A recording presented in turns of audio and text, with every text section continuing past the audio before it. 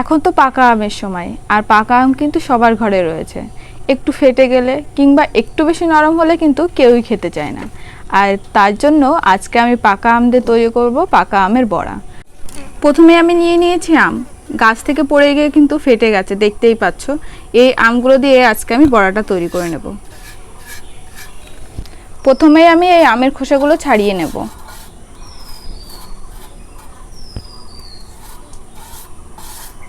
একদম নরম হয়ে গেছে আম।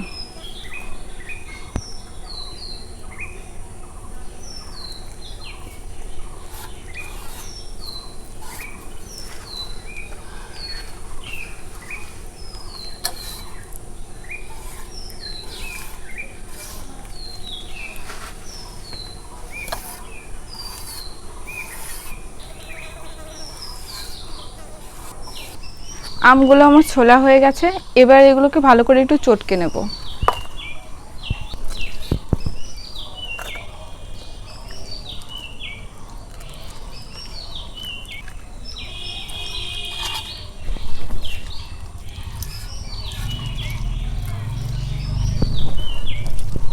মাছি প্রচুর,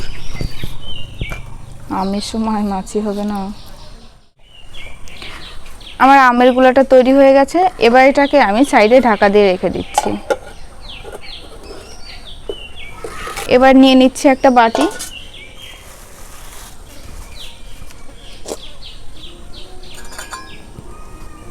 তো চলো, এখানে হাফ বাটি মতো আমি চালের গুঁড়ো দিয়ে দিচ্ছি।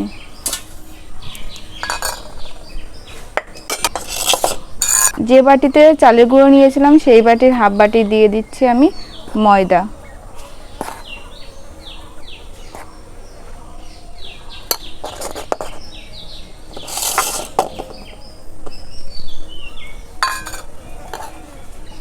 আর দিয়ে দিচ্ছি কিছুটা সুজি।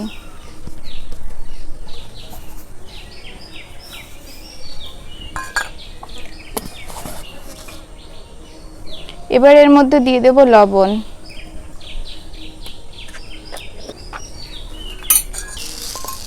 আর সামান্য একটুখানি চিনি দিয়ে দিচ্ছি, আমটা যেহেতু মিষ্টি সেজন্য সামান্য একটু চিনি দিয়ে দিচ্ছি এর মধ্যে।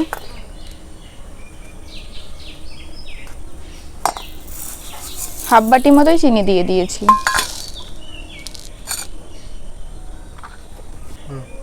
এবার সমস্ত উপকরণ ভালো করে মিশিয়ে নিচ্ছি। মিশিয়ে নেওয়ার পরে এখানে আমি দিয়ে দেব গুঁড়ো দুধ। 1 প্যাকেট আমুলের গুঁড়ো দুধ নিয়েছি, সেই গুঁড়ো দুধটা এর মধ্যে দিয়ে দিচ্ছি।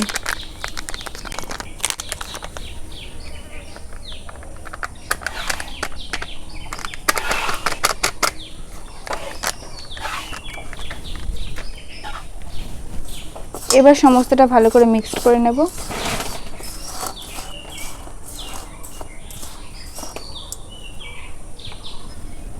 এবার যে আমের গুঁড়োটা তৈরি করে রেখেছিলাম সেই আমের গুঁড়োটা অল্প অল্প করে এর মধ্যে দিয়ে মাখতে থাকবো।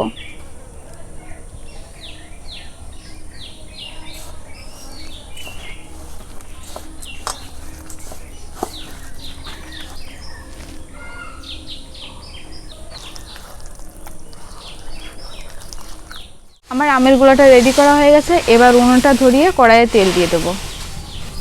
তেল গরম হয়ে গেছে, এবার আমি এর মধ্যে দিয়ে দেব।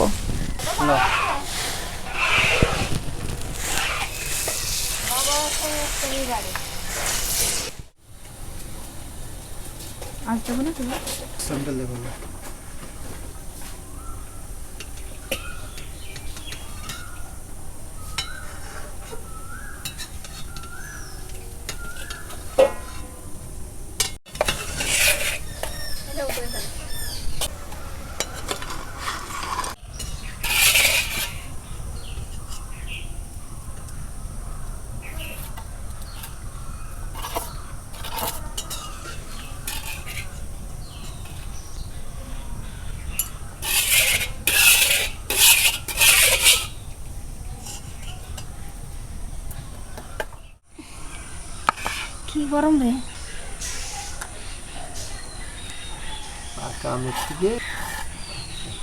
কেমন আছে মা?